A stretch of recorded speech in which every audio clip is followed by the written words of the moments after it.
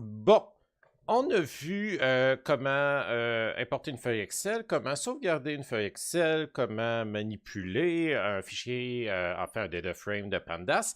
Maintenant, on va regarder comment mettre de la couleur dans des feuilles Excel qu'on va avoir exportées à partir de Pandas. Donc, on va regarder comment passer de cette feuille Excel un peu plate à une feuille Excel remplie de couleurs, comme celle-ci.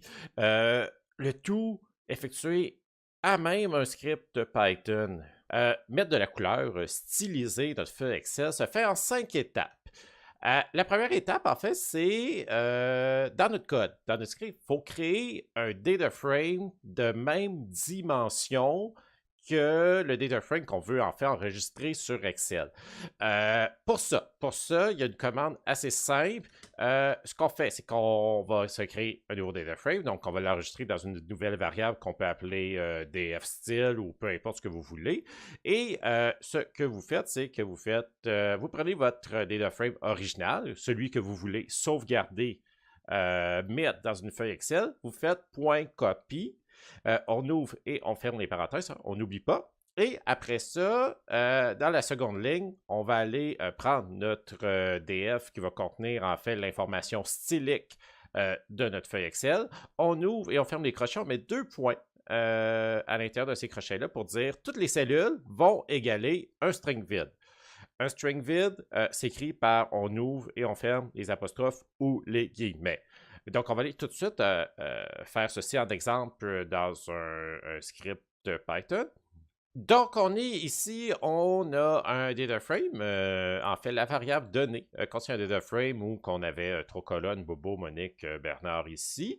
Ce qu'on va faire, c'est qu'on va le copier dans la variable donnée style, par exemple. Et bon, on fait tout simplement, on va appeler donnée ici et on va lui dire copie-moi ça. Et après ça, on rappelle donnée style, on ouvre et on ferme les crochets, on écrit 2 points et on ouvre et on ferme des guillemets ou des apostrophes pour dire qu'on veut des strings vides.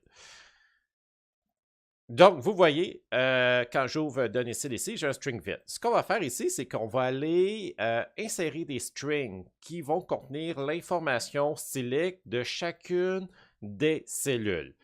Si le string est vide, quand on va enregistrer en fait notre feuille Excel, ça va être une cellule par défaut là, dans Excel. Donc, ça va être une cellule blanche avec du texte noir, sans d'artifice. Ça va être une cellule par défaut. Et dès qu'on rajoute de l'information, dès qu'on met un string non vide dans données CDC, ben en fait, on va modifier l'apparence de notre cellule dans Excel. Donc, la deuxième étape pour créer notre feuille Excel ici, c'est on va créer des strings contenant l'information stylique. Comment on insère l'information stylique? C'est qu'on se crée un string ici.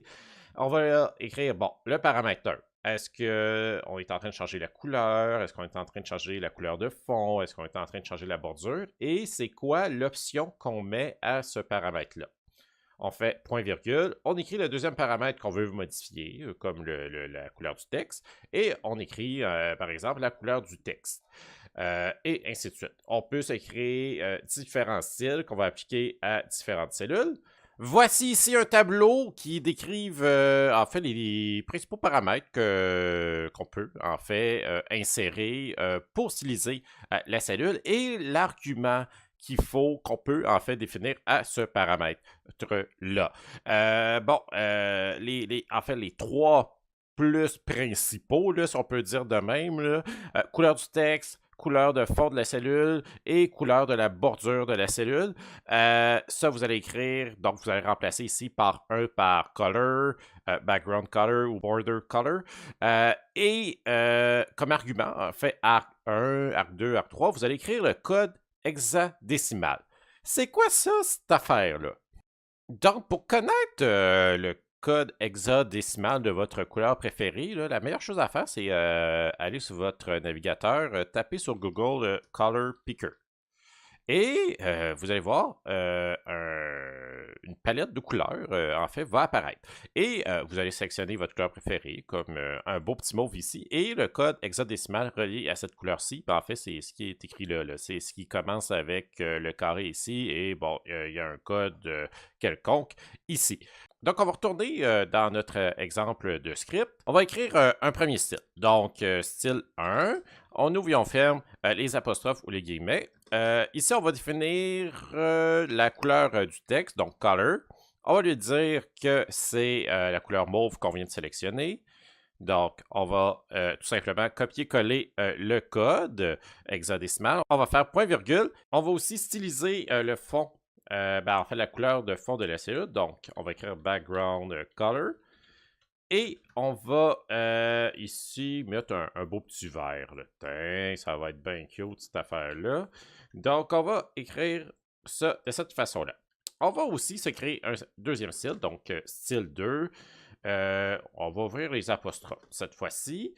Donc, pour le deuxième style, je voudrais du texte italique et une autre couleur qu'on va avoir sélectionnée. Donc, pour l'italique, ici, on va écrire font style et on va écrire italique. Donc, ici, font style italique et on va écrire une couleur. On va mettre du orange brun ici.